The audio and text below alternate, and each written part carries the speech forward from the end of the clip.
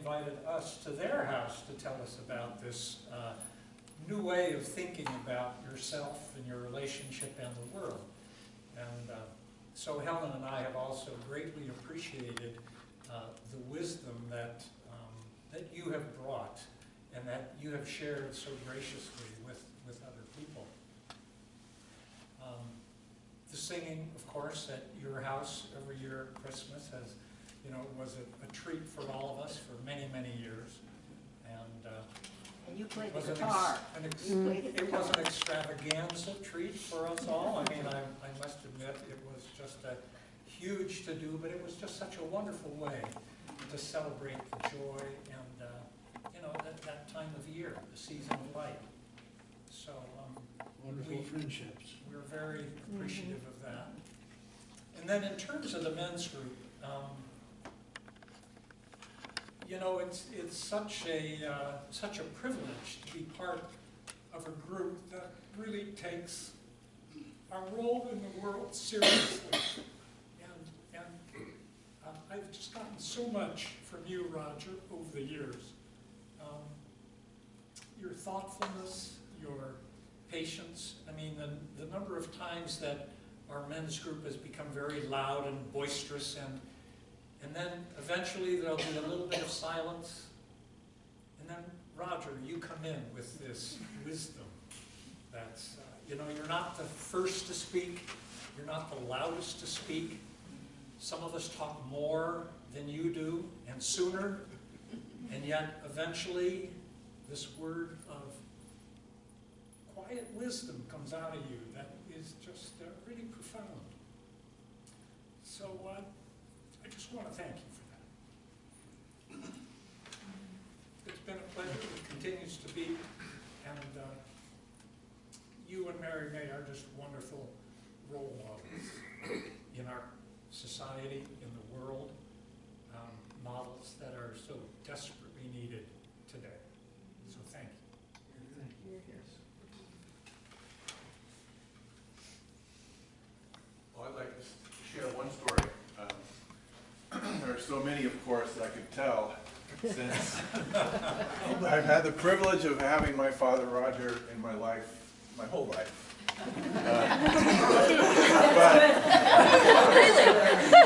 I would like to just share one story that occurred to me as we were talking here, which relates to the camping times we've had together. And I'm not sure how old I was when this happened, but I was pretty young, probably, I'm going to guess, 4, 5, or 6. And I remember we were camping on a river somewhere in the Sierra Nevada mountains. And part of this story was related to me later, as my parents told me what the dynamics were that had gone on. But I wanted to go exploring out from the campsite. And my mom, who's like on spot motherly instincts, were saying, well, maybe not, maybe he's too young. But my father stood up for me and said, no, I trust him. I think that he can be okay. Let's let him go. And so I went out exploring. I went past the river, and I went through the trees, and I had this wonderful time. And I came back and said, Dad, let me show you where I went. And so then I took him to all these places. And it's a simple story, but it really conveys a sense of confidence and trust that I was given. And I've had that with me my whole life. And I'm really grateful for that. Good man. Very proud of a good son.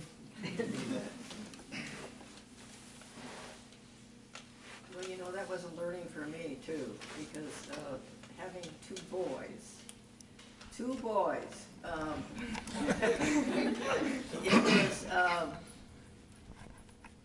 from then on, I mean, I got the point that I needed to let go, and so they could explore, and so the decision, whenever there was something that seemed cautious, I just never spoke up again.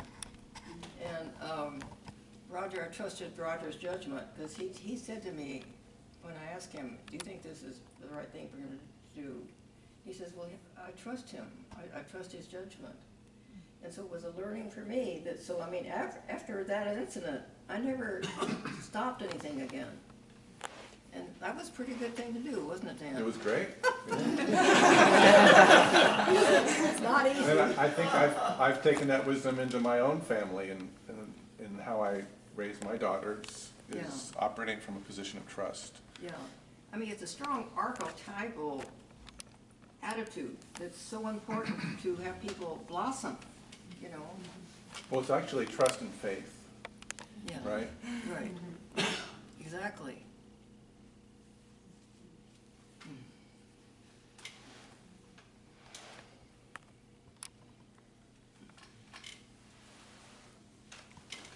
Well, I think I can bring this to a close and just say it's really fulfilling to feel the warmth and the love in a group like this. Knowing some of us, you know, are no better than others, but I don't know, it warms my heart, fills me up with hopefulness, and a little bit rolls out.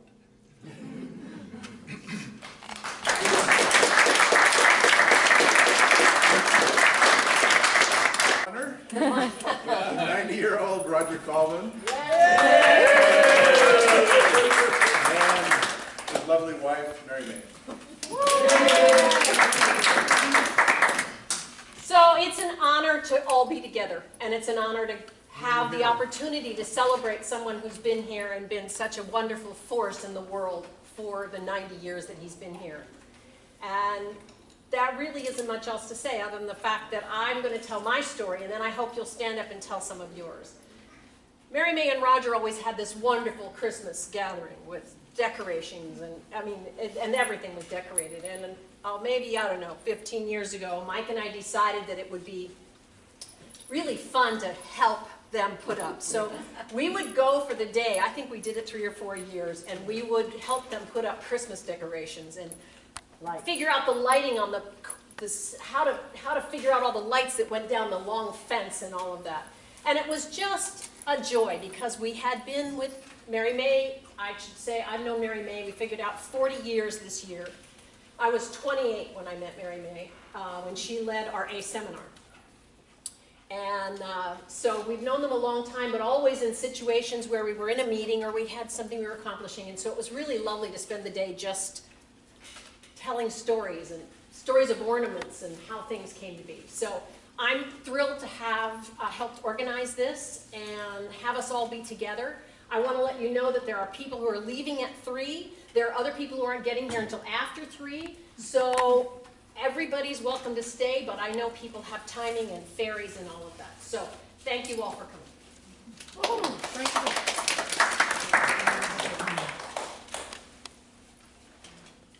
Well, it must be time for me to stand up and say hi to everybody. Hello, Roger. You know, Happy birthday, Roger. thank you. A lot of wonderful faces and memories, people and all. I'm going to just get a little bit out of the way of the balloons.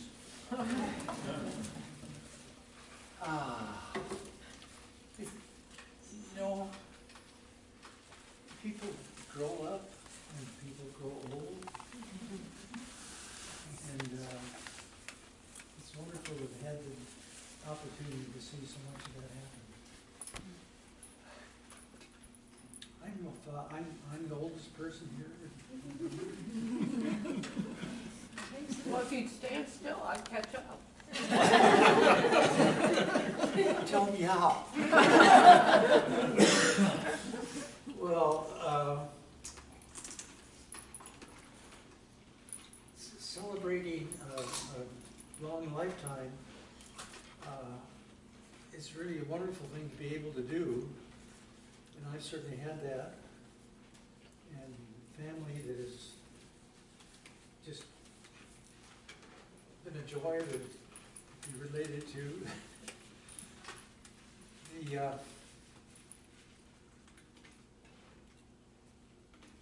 I don't know, I haven't prepared a talk. I've got some words written down that I can resort to in a minute, but I thought maybe just, Why don't you read them, Roger? Read them out. That'd be a nice thing to do. you know, that's words of wisdom. Well, anyway,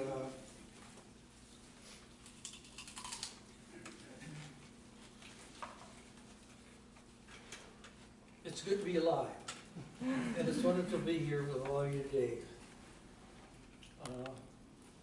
And special thanks to the men's group and help with some of the women bring this gathering together. I guess the 90th birthday is pretty impressive. Yeah. I keep pinching myself to say, really? So, thank you all for coming today. I want to make sure that you understand I really appreciate it. See some wonderful faces of friends and people that I've had good activities with, and some family and all of that. So, Just read the whole thing, Roger, and then it'll be easier. Just read the 4 pages you've got there. I get help. I've been meeting with our men's group for 25 years. And we have many dinners, discussions, and outings together. And it all has created a very deep friendship for which I'm very, truly grateful. It's, it's to know that you have so many friends that have a depth of being and are people of quality, really.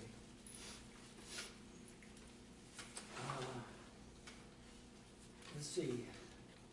There should be 2 families here. I haven't seen them all.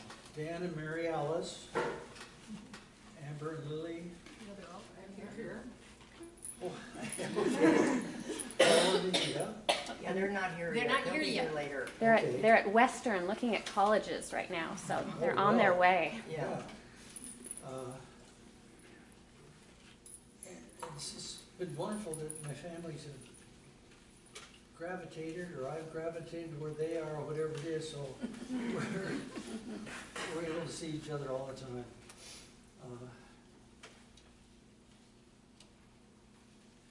So we have 4 granddaughters that we've been able to be with since their birth. And they're beautiful young women. Word. Yeah, and then Rosie and Sierra are at Western right now and looking at colleges for Roslyn. Okay. Yeah, and they'll hopefully get here before the next couple hours. Okay.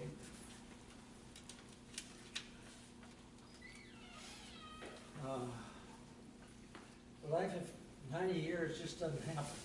It just keeps rolling on, though, but for some of us, it's different than others. You just have to start out with good genes. And family that I've had and surrounded me from all these years has provided all their ingredients required: love, caring, and support. I've had the good fortune of health and circumstances enabled me to grow through childhood, adolescence, and to manhood. During the Depression, I lived in Williston, North Dakota. I hear anybody say, "Oh, that's too bad." Anyway, we had a good time there, and I was able to survive the death and sorrow of my father dying when I was 9 years old. Because I had a strong, loving mother with an extended Norwegian family history, and a most wonderful change of direction for me was when we moved from Williston to Seattle.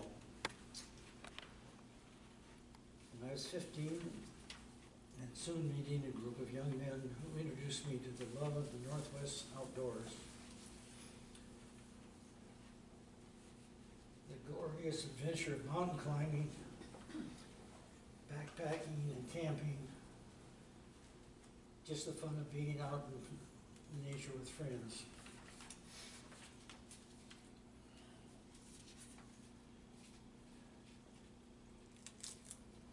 Are some of the men in the picture there here today? So I wonder. Here today, Roger. I think this is an amazing. And if you want to be able to hear, you can sit up front too. So are some of these men Well, here let's see. today? I don't think so. Yeah. So that's. Hold the picture up. Are they? This is the crew of guys that he started exploring the mountains with when he just got here. Yeah. Yeah. So I think we decided you were about Amber's age in this picture, I think. You're 20 years old. Oh, 20, so older. I'm 16, no. Yeah, 4 years ago. And Yeah. I just can add a little bit here. About 10 days ago, the center person that's in that picture is the one that Roger met when he came from Williston, when they were going to a drugstore to get a film camera. I mean, a film for the camera, and they got to know each other, and he invited Roger to join their Boy Scout group, which all of them happen to be mountain climbers. And so he brought this picture to us about 10 days ago because somebody in that picture found that picture he hadn't seen for a long time ago. It's 70 years old, the picture. And all those guys are still alive. Whoa. And this picture was taken after they all had climbed Mount St. Helens. And then that same group climbed Mount Rainier the following week. So it was kind of the introduction to the love of his life, which is mountains and nature. So somebody could look at it after. Yeah. And Roger took his sons climbing Mount Rainier then years later. That's right. Yeah. Actually climbed Mount St. Helens with them first, right? Yeah, I think that's Yeah. right. And then, Break him in and then yeah, before it blew up. okay. Where was I going through this?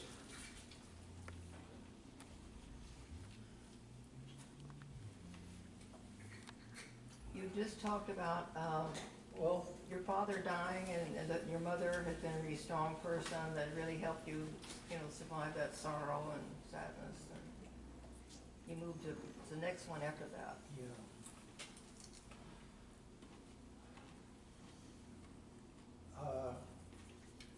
Well, when the war was over, I went back to UW and got a master's degree in electrical engineering on Uncle Sam's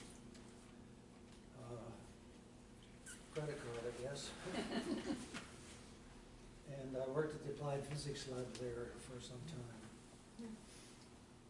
Met Mary May up skiing. And it says right here, the best decision of my life was asking her to marry me. And the best news was she said yes.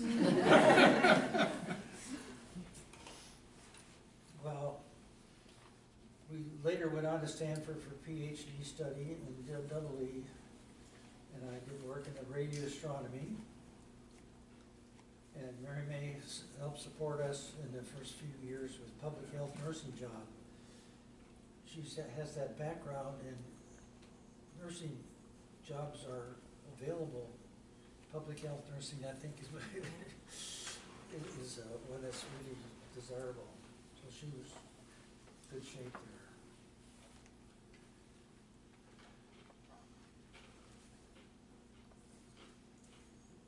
Our two sons were born, Dan and Paul, and we were able to encourage them to get out camping and loving the outdoors and do mountain climbing.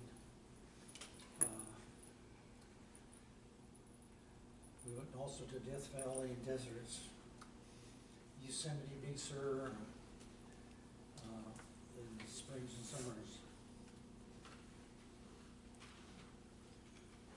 We were involved during that time with the Creative Initiative Foundation. I suppose some of you have heard us mention that before.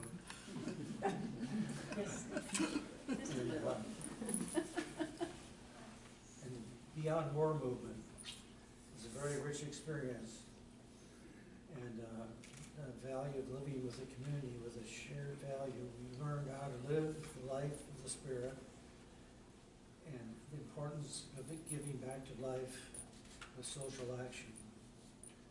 And that stood with us as a basis for how we want to live our life and proceed. And then I'll end this sharing with something very special. And those some things are when Dan married Mary Alice, and when Paul married Anita. They both married wonderful women who became our daughters, whom we dearly love. Both marriages resulted in the birth of 2 daughters, so we have 4 granddaughters, whom we also dearly love. That's Sierra and Rosalind, and Amber and Lily.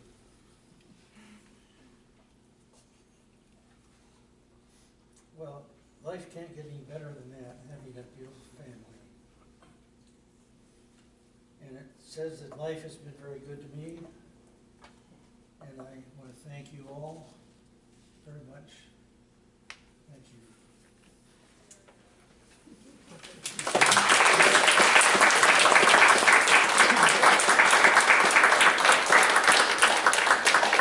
I would just like to share how we work together with that, because it explains how we work together with his short-term memory loss and my severe hearing loss.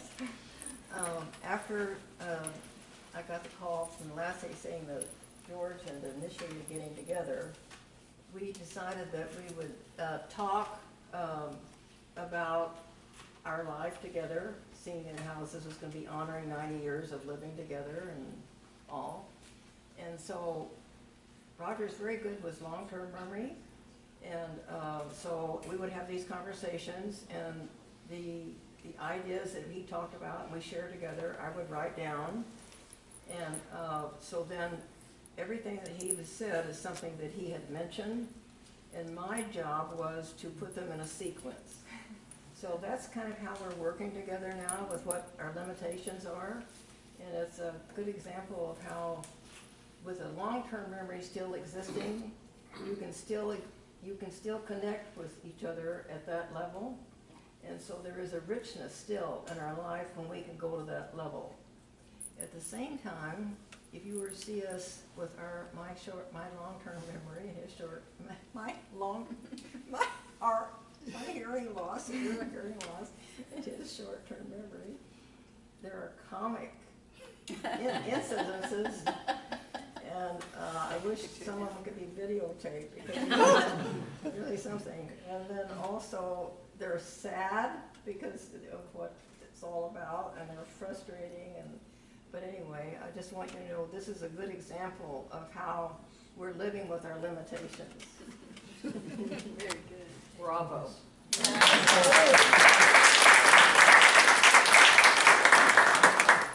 So I think that does it. There's a lot more that could be said about Wonderful Life, and all you people out there, good friends, and look forward to many more years. And there's going to be many more stories this afternoon, so I think you can sit down and listen, because other people have things they want to say. So you're gonna get honored some more. And whoever would like to start out, and some people just came. Hello there, who arrived. I think while we're talking, if you want to sneak up and get some food, I think that would work. So okay. I want to start because I think that Pete and I have probably had the longest relationship with Mary Mae and Roger other than Dan, because we met in California at a Creative Initiative seminar in probably 1963 or 64. I don't remember exactly which year, and I don't remember what kind of a seminar it was. The thing I do remember was that Mary May was really, well, you all know how artistic she is. And she was really doing a lot of art at that time. And I don't know how this came up in the, she was being praised for this, I think, in the seminar. And Roger, a little bit grouchily, said, yeah, but the top of the refrigerator is so dusty. and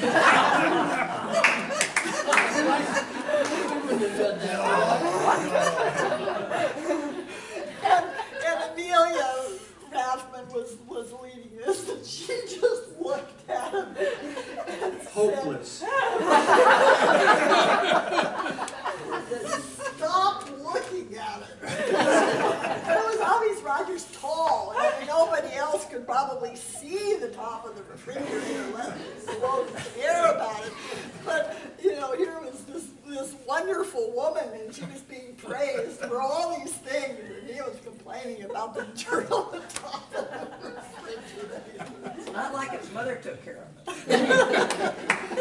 Pete, why don't you talk about the decision on where we were going to move to, because that was another.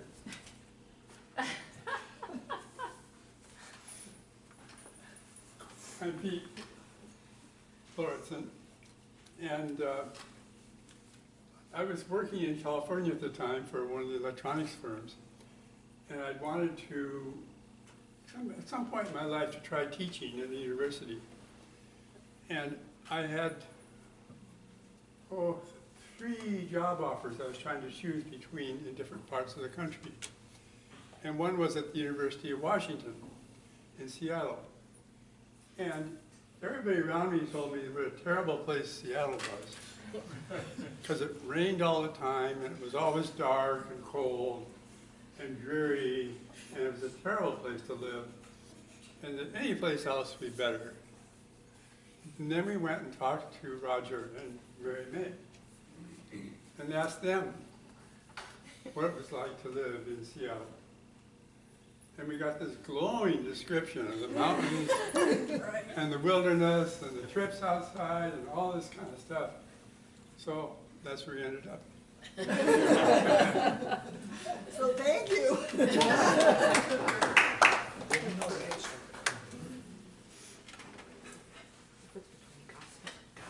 This is my golfing buddy, Roger. I'm connected with them back in the Creative Initiative days in Palo Alto and Beyond War. And Mary May and Roger were very involved. And then they made the connection with our daughter Mary Alice and son-in-law Dan and these 2 fine young ladies. But anyway, the important thing is Roger is just a young 90-year-old, and I'm really a teenager at 80. My birthday's tomorrow. But the important thing is I've had a hobby of creating putting greens out of AstroTurf, and I built several of those just as a hobby over the years, and I thought, oh, well, we got a putting green out here. But it turns out that it really is pretty marginal playing. So I decided I'd build my own indoor putting green. So I've created a 4-foot by 12-foot putting green with 2 9-hole courses on each side. And then I recruited Roger, who's never played before, to have some competition. And unfortunately, he's tying me and beating me now. A 90-year-old is, you know, that's shouldn't be happening. But maybe later on we'll put a little money down, and that may cause him to get a little more into it. It's great. He really is. It's amazing because you know, golf is a matter of hand and eye coordination. And then, as Yogi Berra often said about baseball, baseball is 90% mental and 50% physical. So anyway, we are enjoying it. It's great to have them. They're just a half a block away from us, and we get together twice a week, and we play 54 holes. That's a fair amount of golf. We do all that in an hour, so. It's great. It's nice to have them, and being close by and with all the other people, it's just really nice. Thank you, Jim. I think he's got to slow down a little bit. I'm not really excited about being beaten regularly. Anyway.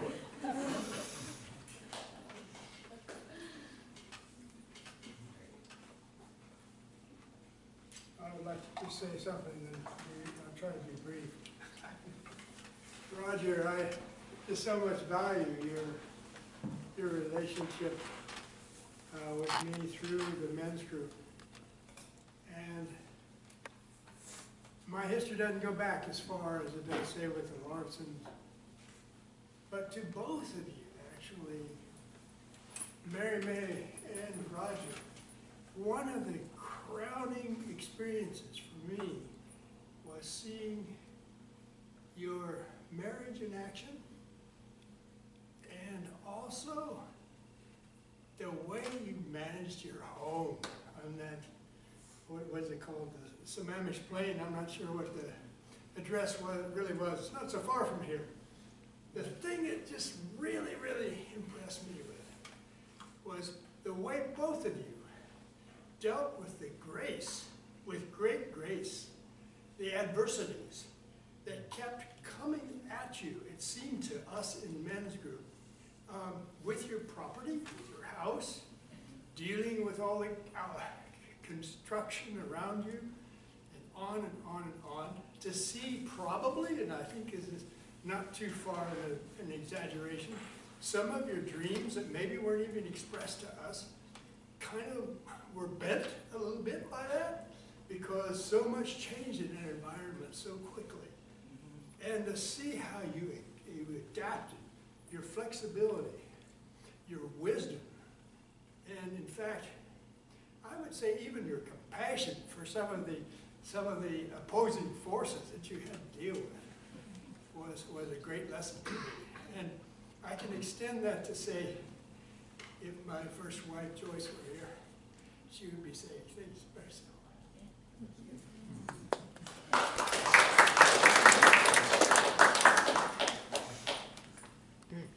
I'm going to read something that was sent from Eli Zimmerman in California. So I'm going to find it here quickly. Dear Roger, happy birthday to what a wonderful influence you've been on my life. Over the 13 years we shared in our involvement in the men's group, spelled M-E-N-Z always, our involvement with Creative Initiative and then Beyond War, you have always been a model and inspiration of a gentle man with grace, good humor, as well as one who's able to maintain a good, positive attitude in every occasion we've been together. It is with great pleasure and gratitude that I offer my thanks for all you have been over these past, can it be, 36 years. Even though the frequency of our communication has waned over the past years since we moved, your life and presence are with me still. Be well, with much respect and appreciation. And attached is my favorite picture of Roger. So that's the picture that, that they sent. Which one is that? I'll pass it around. It's just a picture, their favorite picture of Roger. And that's Eli and Jill Zimmerman. And they're in Los Angeles still? They are out in LA, yes. I'm not exactly sure where in LA, but LA. And you know, his wife was involved too, and she became a rabbi. Are you aware of that? Yeah. Yeah. Okay.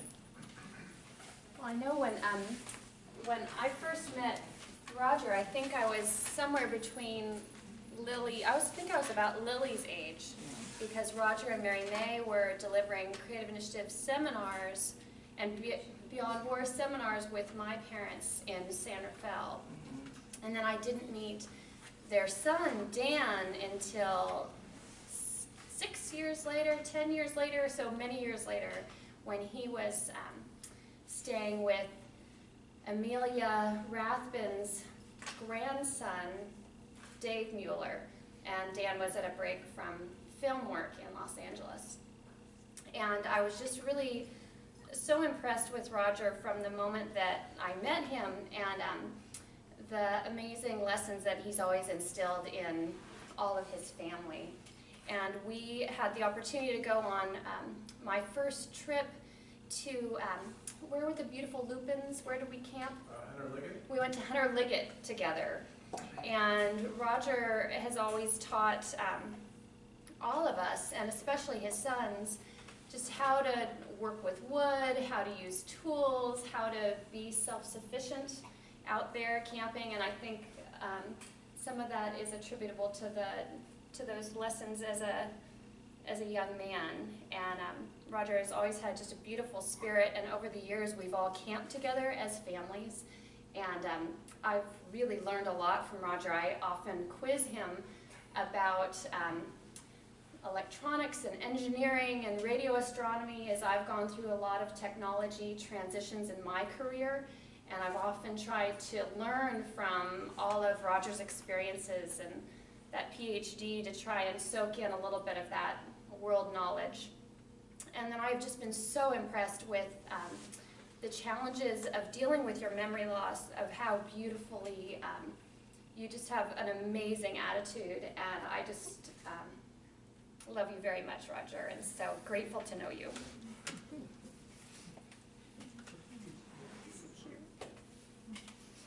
Now I have to talk.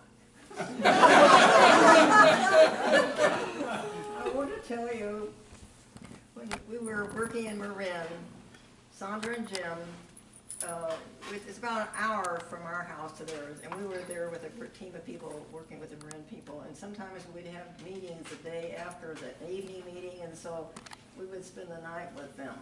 And so that's when I first met Mary Alice. And I just was intrigued with her vitality and kind of her zest for life. And I said to Sandra one day when we were having coffee, I said, whoever marries that girl has got a jewel. And so Wow. then you skip ahead to when we, 10 years later, and Dan was home from a break from cinematography in Los Angeles, and he says, I think I found the girl I want to marry. And I said, who? And she said, Mary Alice Erickson. I said, Mary Alice! I couldn't believe it. I mean, it's just a wonderful story. So we're just happy to have Jim and Sandra here. It's all kind of a synchronistic thing that they're just living 2 doors from us, and it's kind of wonderful. And Mary May, how about how you met Roger? So I think that's worth telling. Oh dear. Well, some of the ladies know this, but if you men don't, you pass this story on to your daughters if they're trying to find a husband. When I was in nurses training, went to the University of Washington School of Nursing, and I was in college for 2.5 years, and I had a boyfriend then. And then when I went into the nursing training, you don't have much time for much of anything except being in the hospital. And so we broke up because it wasn't good timing. And so I would have some dates with people that would be friends of some of my nursing student friends, but none of them were outdoor men. They were nice men, but not outdoor men. And so when I got my first job, when I got through training, it was a 5-year training, I worked as a public health nurse. In my first 4 months of paychecks, I went for man hunting gear. And I got a kayak. I joined a kayak club. I joined Mountaineers, and so I got skiing with boots and a backpack, and golf clubs, and tennis racket, and must be something else. But that was good enough. So when I was buying this is at Warshall's, if anybody knows where, I bought all this at Warshall's. It took me 4 months to do this. And so he was putting on my ski boots, and there was a little metal clip in the back of the boot. I said, "Oh, what is that for?" And he says, "Well, that's for downhill racing." And I said, "Well, I'm not a downhill racer." He says, "Well, it's on your boot, so just don't worry about it." So, you know, it took a lot of courage for me, but I joined the Mountaineers, and I went on a skiing weekend at Meany Ski Hut, which is in the Stampede Pass, and I had my skis over my shoulder, and we took the train up there, and you get off the train, you walk up these steps, and I'm walking up the steps with these skis, and someone says to me, "What's the metal on the back of your ski boot?" And I turn around and I say, "Well, that's for downhill racing." And I thought he was serious, but he thought I was a blonde flu-flu. But anyway, wouldn't you say that my hunting gear worked?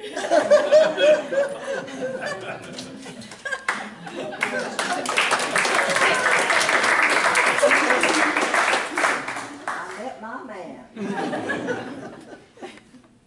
Roger, do you remember how long you had to wait to hear that story about the man hunting? Or did Mary May tell you that early on in meeting her? I don't know how long, I've heard it many times. Good story. It is a good story. Well, I'll go. Let's see, I think of Roger and Mary May as a team. And Don and I go back about 40 years with them. Mary May first came to Seattle from Palo Alto area to lead a marriage course that Don and I were involved with, AMR. And she would fly once a week from Palo Alto to Seattle just for a few of us, which we are very grateful for. And I always thought of Roger and Mary May's marriage as a beautiful example, and both of them as awesome people. And both of them have helped us through some tough times, and we really appreciate that. As a team, they work very well as a team. And we just have wonderful relationship with them over the years, and just love you both so much. Thank you. Thank you.